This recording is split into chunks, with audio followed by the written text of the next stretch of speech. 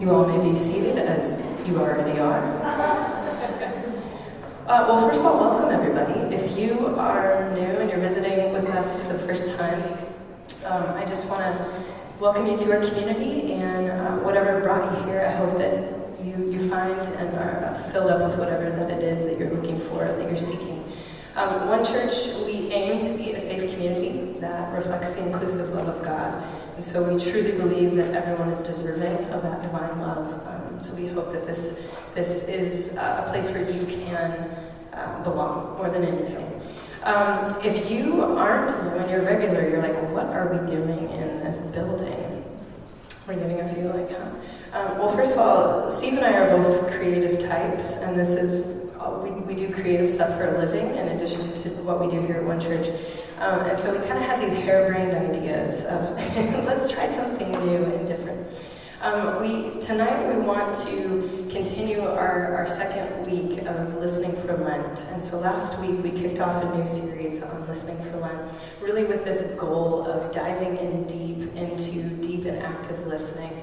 And the purpose would be to build empathy and understanding, which I think we need more of in this world at this time. And so tonight we thought it would be kind of fun to do a little bit of co-teaching, but also dive into some group discussions. And this room works a lot better for group discussions than the other building. So I just want to put that out there as a caveat of what to expect. If you're a type that likes to maybe sit and listen more than you like to participate, that's okay. There's no pressure, but we will at one point kind of break out into some different groups and have some discussions. And so you can join in as you're comfortable, as you see fit. So yeah, my goal is just that we would take the next few weeks to really harness that empathy and an understanding. Not only deep listening in our own self, deep listening and connecting with the divine, but deep listening with each other. So that's sort of the goal. I also don't think I introduced myself. My name is Angie I'm the lead pastor here at One Church. And this is Steve McCarthy, who is the funnier one of the two. And so what we're going to do is bounce back and forth a little bit, and we hope that you'll get something tonight out of what we put together. So I wanted to start this off with a moment of reflection. And before we dive into that, I've been thinking a lot about church in sort of this meta, big picture way, asking myself, what are we doing here? Why are we doing it? Which I think are good questions to ask. And I know for myself, one of the reasons that I value stepping into a space like this every single week is it is a moment to kind of center myself spiritually. It's like this kind of anchoring point in my week where I know that I'll have some time to reflect, I'll have some time to think about some deeper things. Because I don't know about you, sometimes my weeks get totally insane. And even when my weeks aren't totally insane, I make them insane. It's like I can't watch TV without looking at my phone at the same time. Does anybody else do this? Okay, a few of us are crazy like that, where I'm like, there's something amazing on TV, I wonder what's on Twitter. It's like all over the place. And so I love the fact that a space like this can allow us to pause, to take a breath, and to go, okay, what really matters to us? I've been thinking this week about this particular moment in the story of Moses, who's this character in the Bible. And he's one of my favorite characters. He's kind of this reluctant hero who keeps like arguing with God all the time. It's great. It's awesome. And he has this moment out in the desert. He's tending a bunch of sheep, and he looks and he sees this bush that's on fire. And if you grew up going to Sunday school, you know the story. But he sees this bush that's on fire, and he goes, I'm going to go take a look at that. And he goes over to the bush, and the bush starts speaking to him, which is nuts. The bush starts talking to him, and the bush says, take off your shoes, because this is holy ground. And I think about that a lot, because I think about that when I'm interacting with people all the time. We'll all just be having this like everyday, like normal conversation, and then maybe they'll say something kind of vulnerable. Maybe they'll open up about something really real for them right now, something raw for them right now. And I go, oh my gosh, this is a holy moment. And I think where we have these moments all the time, we are constantly surrounded by moments that are holy and sacred, and we can miss them. I can miss them, and I know that I do. So what I want us to do just for a few minutes is kind of center ourselves, check in with ourselves, because I think that's one way we start to notice the sacred all around us. That's one way we start to notice the sacred in each other, is when we can find it within ourselves first. So, if you're comfortable doing so, I invite you to close your eyes. And first, just notice your breath.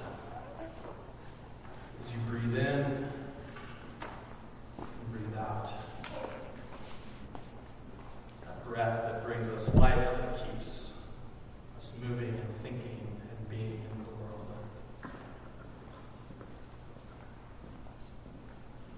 And I want you to ask yourself, what do I want right now? And if you're like me, you might first go kind of superficial with that. I want a nap, or I want dinner. But try and dig a little bit deeper. What do you want? And what's behind that want?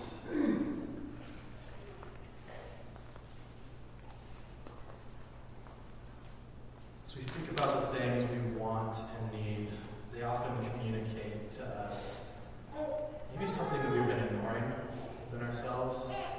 It could be that if we're being honest, perhaps you feel deeply lonely, and so you desire more than anything community or relationship. Pay attention to whatever that need is that's underneath there. So a good question to ask is, what do I want? Another good question to ask is, where am I experiencing shame right now?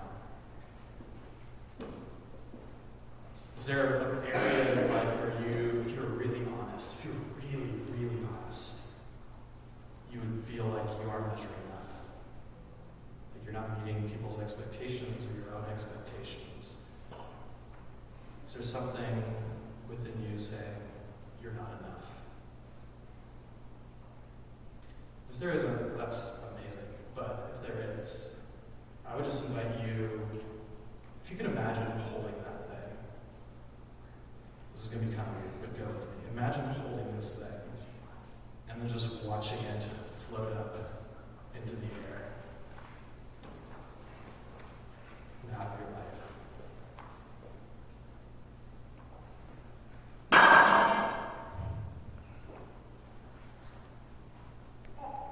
And so, one third question I would love for you to ask yourself is, where am I experiencing joy in life right now? What is bringing you alive? It could be something that you do. It could be a relationship, a person, a friend, a significant other. Where are you experiencing life and joy? Because that would be a good thing to celebrate, to remember, to hold on to. When the week gets crazy, when life gets hard, hold on to that joy.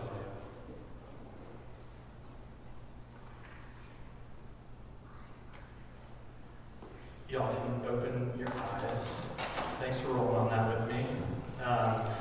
So we've been talking about listening, and I want to do that because it's so important to listen to ourselves before we can listen to anything else.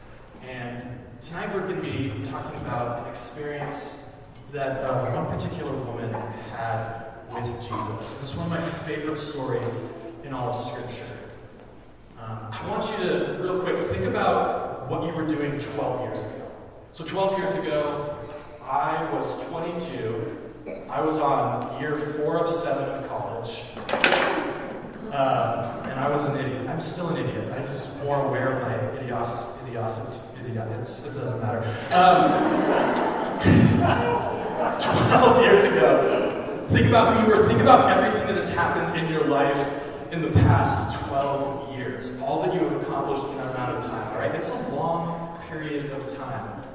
Now, the Bible tells us this story about a woman who had a serious medical condition for 12 years. It was a chronic illness. She was bleeding continually for 12 straight years, which blows my mind to be suffering from something like that for so long. Now, there's something you need to understand about the society that she lives in. They didn't have modern medical knowledge. They didn't have a lot of the information that we have today. And so, for her to be experiencing this meant that she was experiencing a great deal of social ostracization. I cannot speak tonight. People didn't like her. Here's what that would look like. When she went outside, say she was going to go pick up some groceries or something like that, and she would go outside, she would have to announce to everybody that she was unclean. That was the word that she would have to say to people. So if someone would say, maybe someone would be like, hey, how's it going? Try to give her a hug, she'd be like, unclean. Like she wasn't allowed to touch people, because if somebody else touched her in that society, they would then be seen as unclean.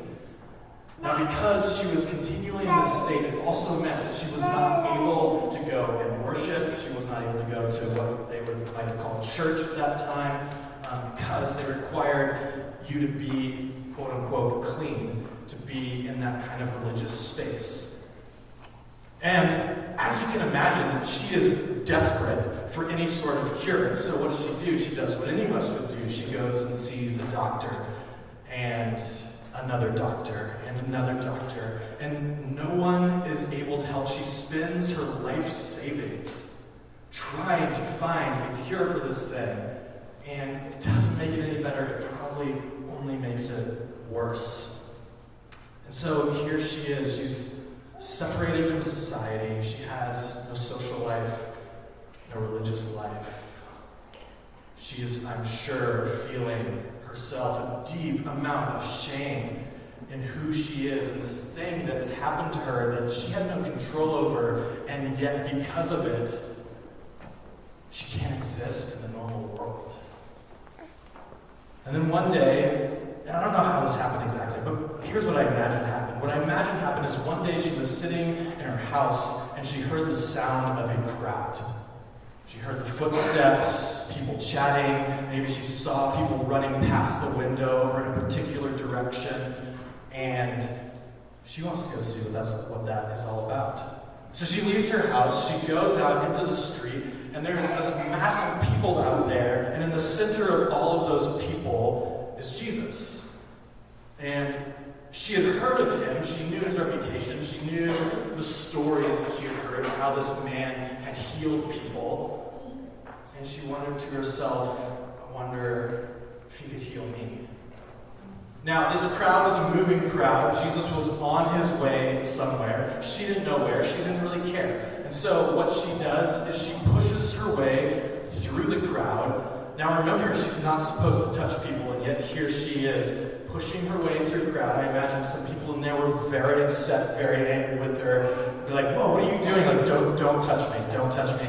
And she's moving her way through, and in her mind, she's like, if I can just touch some part of him, any part of him, even if I could just grab on to the edge of his cloak, maybe that would be enough.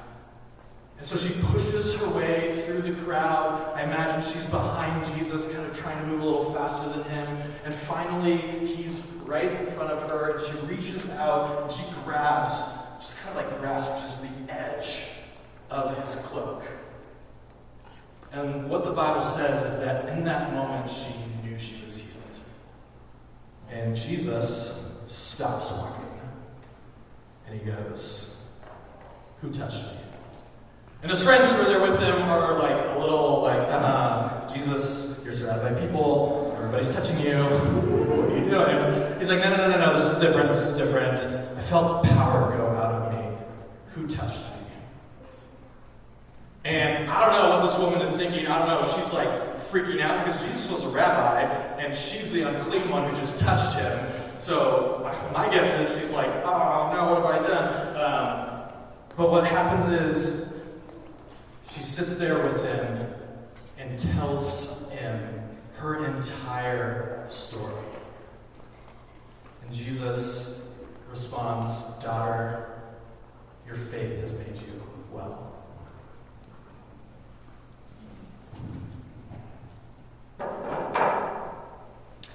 So Steve is a great storyteller.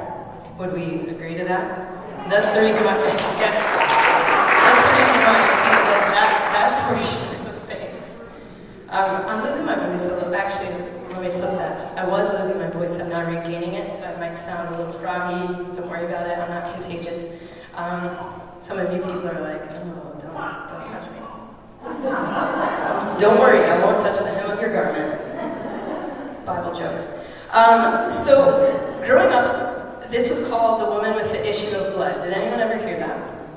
Yes, did anyone ever wonder, like, what is this issue? Steve was very delicate, and he said she was bleeding for a long time. So let's go into that. So the issue of blood, it's significant, but it's quickly skipped over. And the thing that's fascinating is that a lot of scholars refer to her as menorrhagia, which is Greek for abnormal menstruation. Yep, that's right, you heard me right. I said the word menstruation. So this poor woman, and I'm going to go here because I'm letting Steve off the hook, because what man wants to talk about this subject? This poor woman was on her period for 12 years. Any feminine humans out there going, oh my gosh, this is literal hell? Any of you men are like, yes, this is literal hell. Like, nobody wants that in this world. This would have been hellacious for anyone, let alone, as Steve said, in this time period. For a Jewish woman, this would have had debilitating effects on her life. Tonight, all kids are welcome, FYI, you know that by now. At first, it'll be a little bit distracting. Imagine that we're all hanging out at someone's house. We're having dinner. There's kids playing in the back. No big deal. We good? Okay. We're a family. We might as well participate like a family. So she would have been considered, as Steve said, unclean. Now, the thing that's also interesting is she would have been forbidden from accomplishing domestic duties as well. She would have been, people would have been forbidden to eat of her food, any of the food that she prepared. So she would have also been forbidden to enter any temples and synagogues. So this ancient custom that's bizarre to us was normal for a woman at this time. But if you imagine, she's forbidden from human touch. She's forbidden to do any of these things that might be healing for her and nurturing for her. And she's also in isolation. So when you look at this woman in this story, she is a bit like a leper, if you will. A complete desperation and isolation. She would have been kept on the fringes of society, away from people, away from the physical touch, and also, as we see, away from spiritual teaching. She wouldn't have had access to that.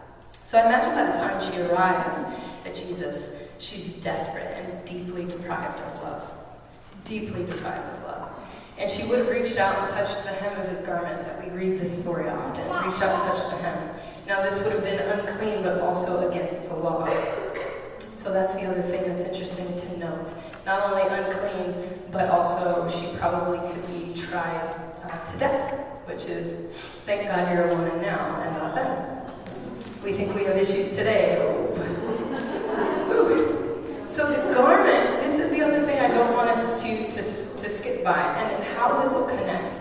Stay with me here, because this story will connect in a deep way that I think connects to how we can give this healing gift of listening.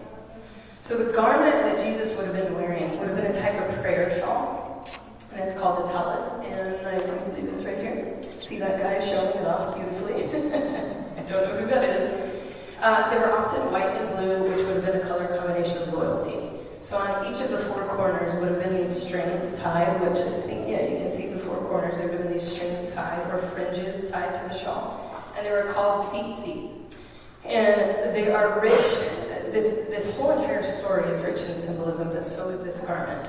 Heavy in symbolism. But due to time frame, we're going to skip through a lot of that because we can't cover every detail there. However, it's deeply fascinating. The strings were considered more or less a reminder to ponder God at all times.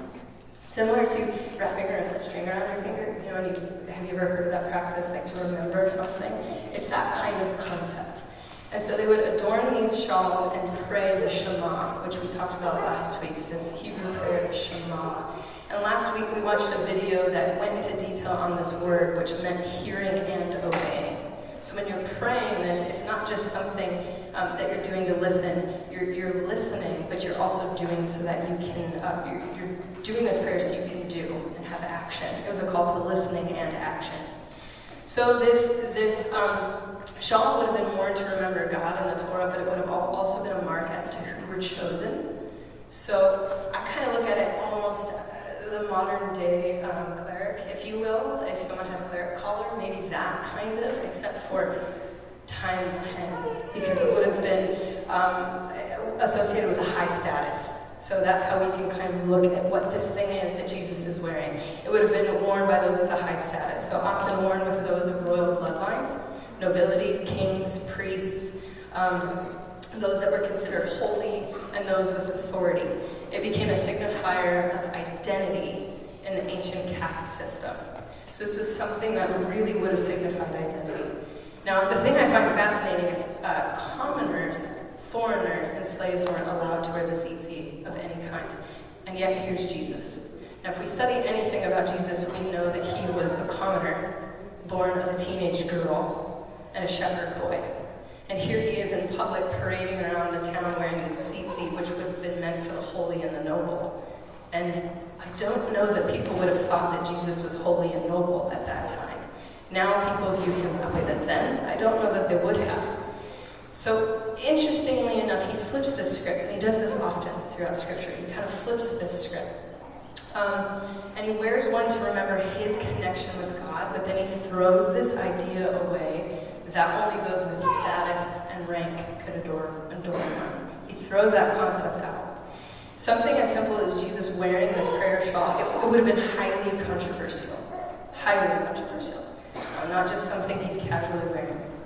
And so then, in addition, you let a woman touch that shawl, and that would have been extremely controversial. Now you add a woman who is unclean, and that's extremely controversial. So I think what's happening in this is really intense.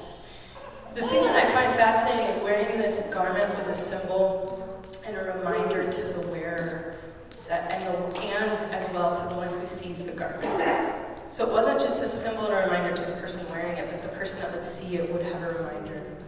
And it was a respect for the majesty of Yahweh and the responsibility to the welfare of all people, and a sign that they were an ambassador, a representative, or a child of God.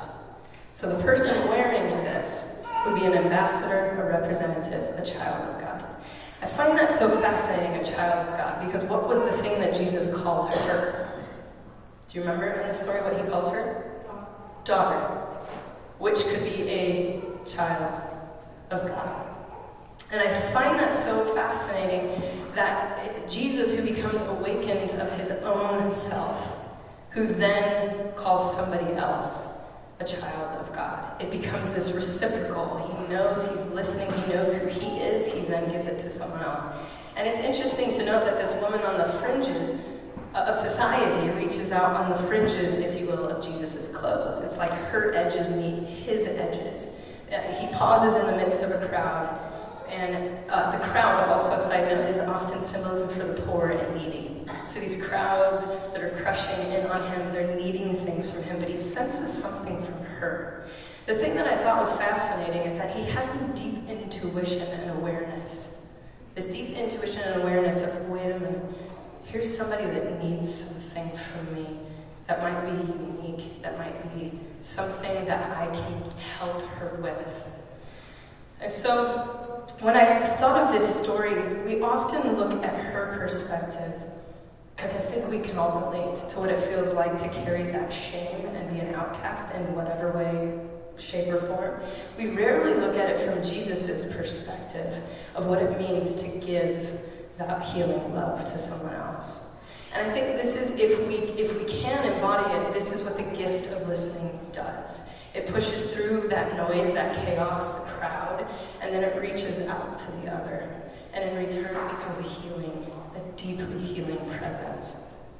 Author Kenneth Blue writes, intense listening is indistinguishable from love, and love heals. So intense listening, we could say, is healing love.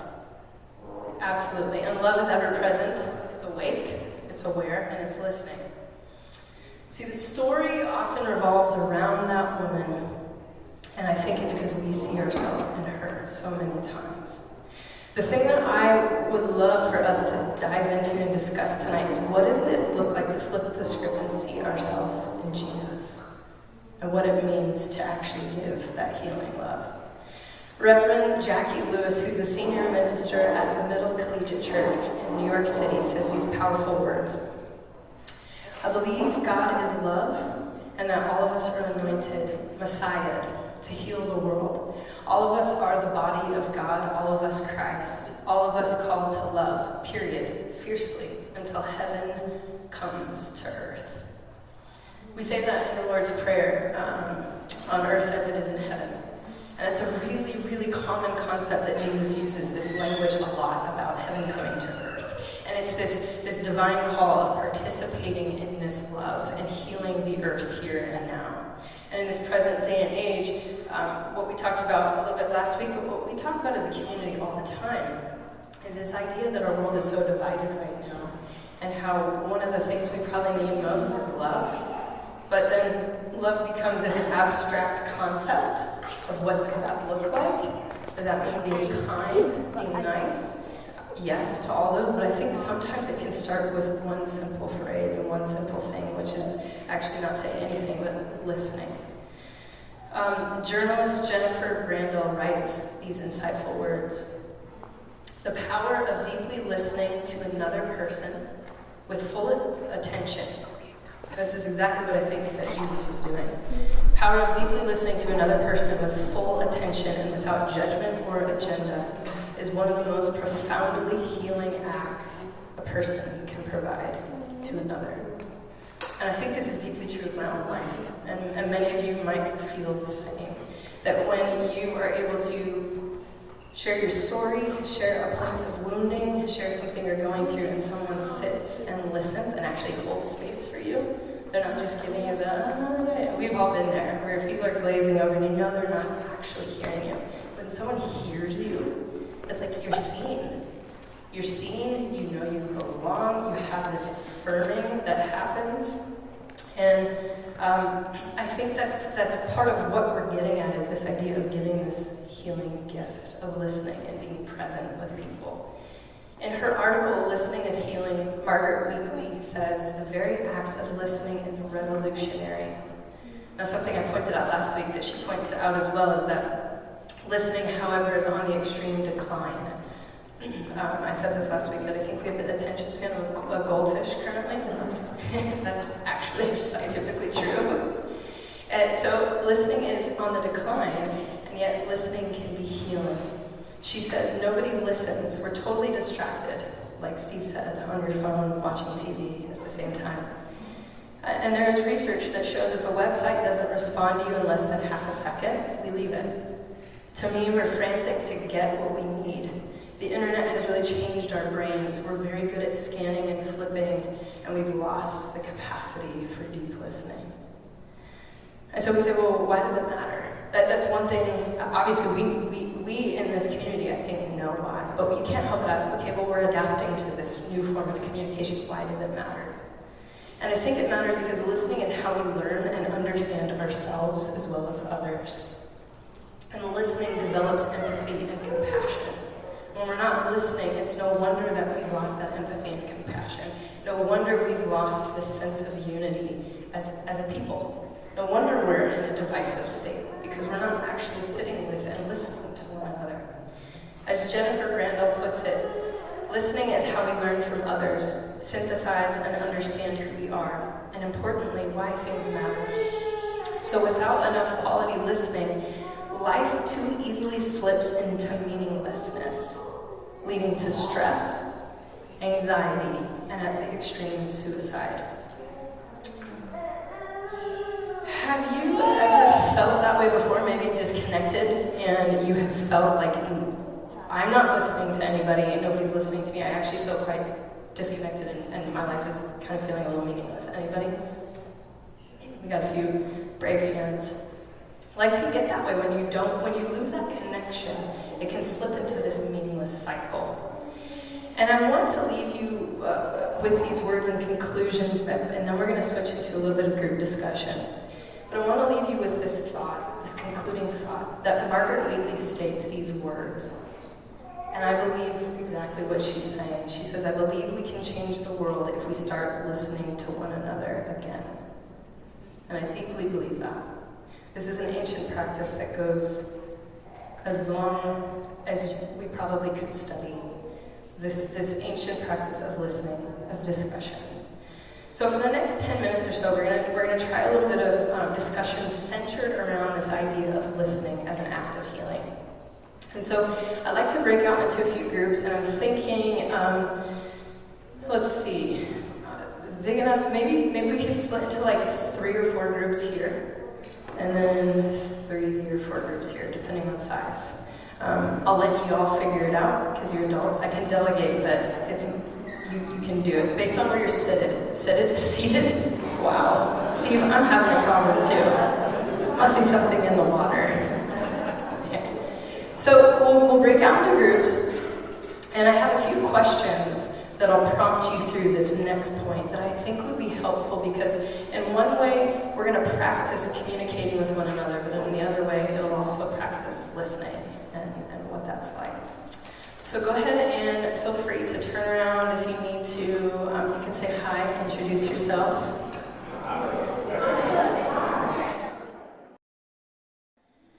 So the first question to discuss amongst yourself is, why do you think being heard or seen is so healing? And you can think about it for a minute, you can jump in, feel free to popcorn back and forth. Why do you think being heard is so healing?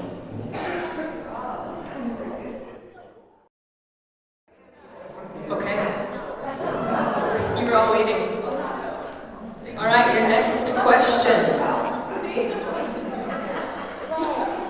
Next question is, when you hear this story, and I want to challenge you, whether you find yourself a religious person or not, when you hear that story of Jesus and the bleeding woman, which person do you identify with?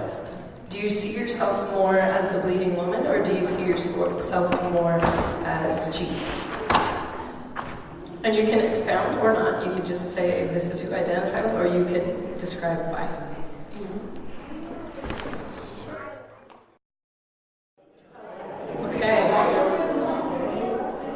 Next question. All right, this next question is, okay, so let's take ourselves out of it for a moment and not think about who we are in the story, but let's make it more present about today's world. Who are the voices that aren't heard in today's society that are getting lost among the crowd?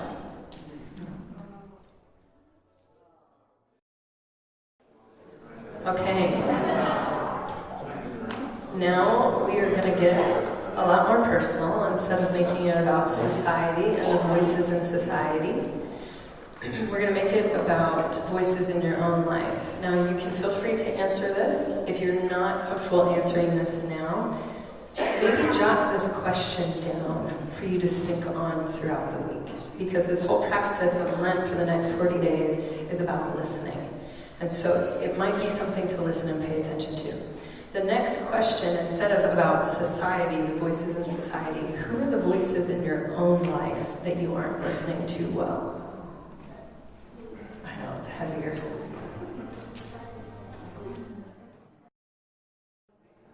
Well, at this time, I'd like to invite Jim Morin to come up. He's going to close our service out for the evening.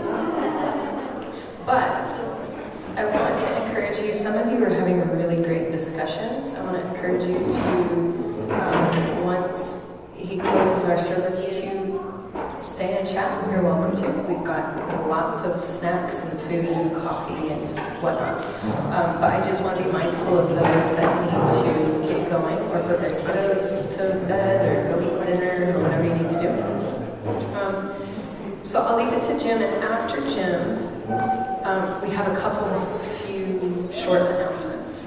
So we want to get to those as well. And I know it's hard when there's a lot going on, but we'll try to get through them quickly.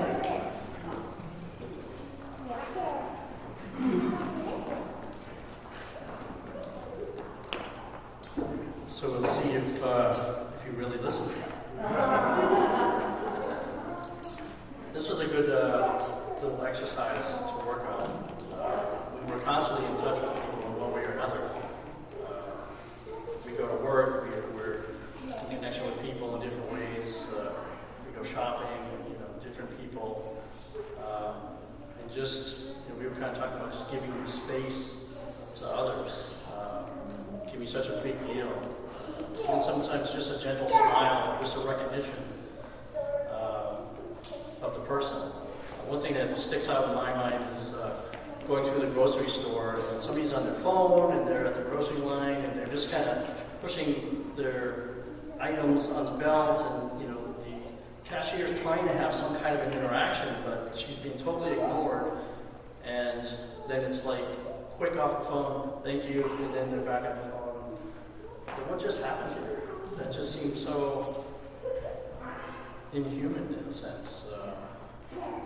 Something as simple as a grocery line, you still want to have that connection.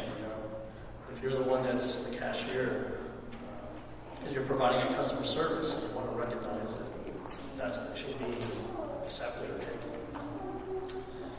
I'll do my announcement first. All right. I would like to get small groups started up again. A number of people have asked when we're going to do small groups again.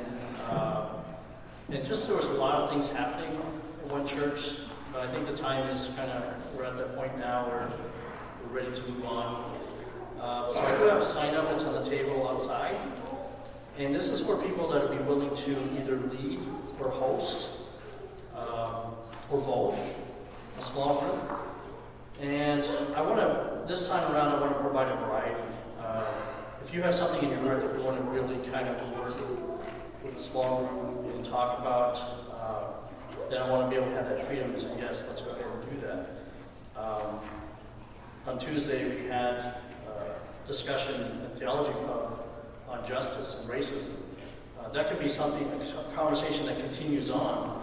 This is something I think that needs to be talked about. There's some books that have come out that are just Richard Rohr's The Universal Christ, maybe something on that. Brene Brown is always a good topic. We had done Gifts of Imperfection a while back, and maybe we move on to Daring Greatly or something. Or just have something I was talking to some people about contemplative practices, where you talk about spiritual practices and then you actually do them as a group. So I want to provide different options, but I want that to be driven by whoever feels that they want to lead or host. So if you feel you want to do that, go ahead and sign your name up. I'll have the sign-up sheet for this week and next week. And then I think April 13th, I will hope to have whoever is willing, will have a little meeting, kind of pull it together as to what it will look like what nights work for you, what topic do you want to do, and that kind of thing. So please feel free to sign on. Let's go ahead and close our evening together. Dear God, we thank you that we don't have to worry about whether or not you're listening to us. We thank you that you provide space for us to be heard. Let us learn to provide that space for each other. It's so important in this world when we can so easily be tied to a small little device we hold in the palm of our hand that we lose that connection with each other. There's nothing like sitting one-on-one, face-to-face, and actually talking. Help us to be more purposeful and intentional to do that, and to really learn to listen to each other, and even listen to you during this time of Lent, as we want to quiet our hearts, quiet our minds, quiet our lives during this season. We thank you for the opportunity to do something a little different tonight. Thank you for Steve and Angie and providing that space and the discussions that we had, and may they just carry on. We thank you in your name.